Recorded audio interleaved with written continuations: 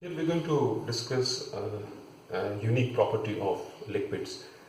In fact, it is also a property of fluids, that is means both liquids and gases, but we will restrict our discussion mainly to liquids, and that property is viscosity. Viscosity basically is connected to fluidity, the ability to flow freely on a surface. So if I pour a liquid on a surface and if it is able to flow freely, I'll say it has less viscosity.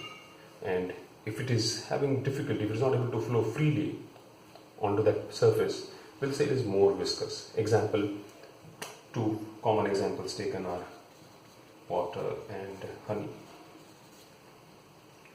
On a given surface, water flows more easily, whereas honey flows less easily. So we say honey is more viscous.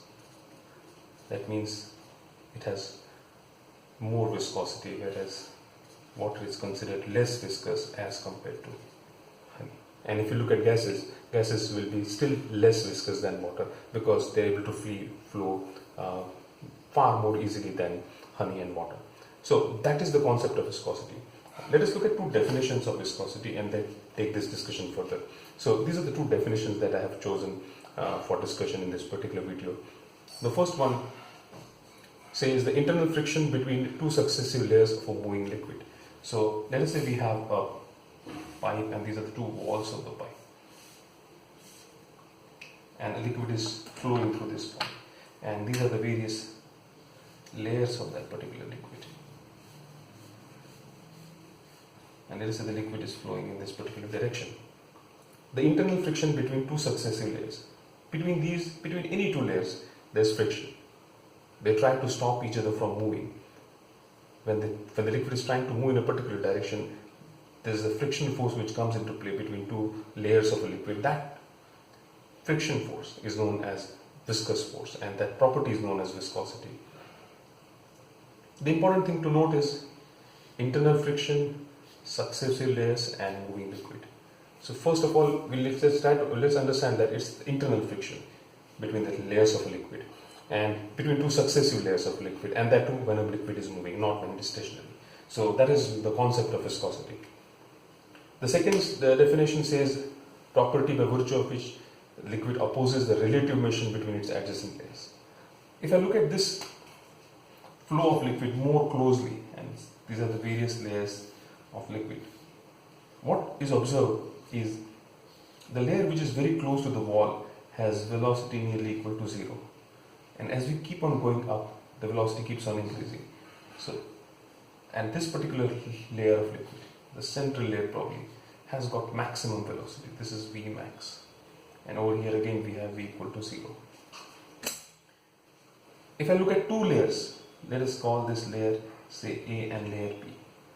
Obviously layer A has lesser velocity, layer B has got a larger velocity.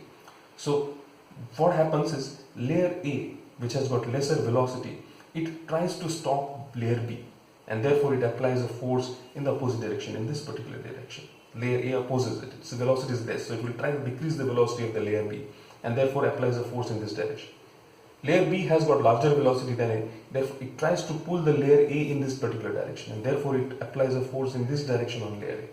And these two forces, which are opposing each other, that come into play between two successive layers, these are known as viscous forces. And this property of the liquid is known as viscosity. So this is the concept of viscosity, the internal friction between two successive layers of a moving liquid. And this is observed in all liquids. Let us try to look at it more closely and see, try to quantify viscosity. Let us try to get an equation for viscosity depending upon what properties depends upon. To understand that, I will take a situation like this. Let us say this is a container having a particular fluid and it is filled up to the brim with that particular liquid. This particular liquid will have a certain viscosity. And let us say I take a plate. Let's say I take a plate of some particular material, let's say glass plate, right? And I put it on this particular liquid, on this particular vessel. Now this liquid is in good contact with this glass plate. Now let us say I apply a force on this glass plate in this direction. There is a force applied on this direction. When I apply a force over here and leave it, after covering some distance, the plate will stop. The reason is because this particular liquid, the layer of the liquid which is on the topmost in contact over here, applies a force, an opposing force, because of its property of viscosity that it possesses. This plate is trying to take this liquid of layer in this direction. The liquid tries to stop the plate. The internal friction, there is a friction between the plate and the liquid. So, therefore viscosity or viscous forces come into play. What is observed is this particular liquid has got maximum velocity because it is in direct contact with this plate. As we go down, the velocity of the layer keeps on decreasing. And finally, when we come over here, the velocity is 0. And therefore, what we observe is something known as a velocity gradient is generated. Velocity gradient. Let us say this velocity is v, the velocity over here is 0. So the change in velocity is v upon 0. And if I call this particular distance d, the velocity is changing from v to 0 through a distance d. And this is known as velocity gradient, which is given by v minus 0. That means this velocity minus the change in velocity over a distance d, which can be written as v upon t in this case. So velocity gradient has been generated because of the property of viscosity, and that is known as v upon d. Coming back over here, this particular force has been applied on this liquid. Now this force which comes into play, the viscous force which comes into play, F, depends upon a number of things. One, it depends upon the velocity gradient. It depends upon the area of contact. The area of contact is the area of contact between this particular plate and this particular liquid. So I can take this particular area because that is the area of contact between the plate and the liquid, not the total surface of the plate area. And third, it depends upon the viscosity of the liquid. This is denoted by eta. This is velocity gradient, so the force depends upon the velocity gradient.